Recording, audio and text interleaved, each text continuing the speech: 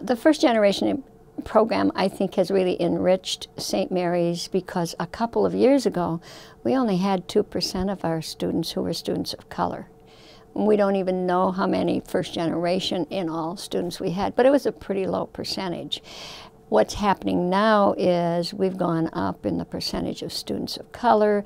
They are seeing success, and we as a university are getting ready for the students who will be coming to us in far greater numbers as the years go on. In the K-12 system right now, minorities make up about 40% of the students in elementary and high school, 40%. Within, I think it's 20 years, they will be the majority of students in our K-12 system. So educating them post-secondary is absolutely essential. I think that some of the most important elements of the Scholars Program, the college-level Scholars Program, is having a full-time literacy specialist, not just a case manager who's making sure they get to class or getting signed up for classes. It's actually someone who supports their college-level literacy development, their test-taking, works with the instructors.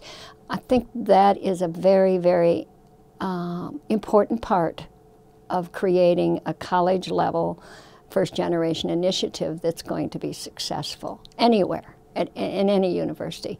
So to the extent that we can demonstrate the success of this model, and we will be able to, we're only into our second year, so it will take a little while to get the assessment data that shows that. But to that extent, I think there will be many other places that'll say, yes, that makes sense. It's practical. We can do that.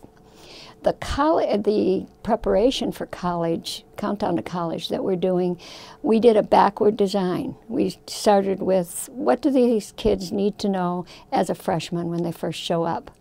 All right, where do we start right after 8th grade? What are some very high-value concepts and skills, strategies that they need to know? And we just hammer them in an academic boot camp. They have a lot of fun time too, but we really work them 6 days a week in classes.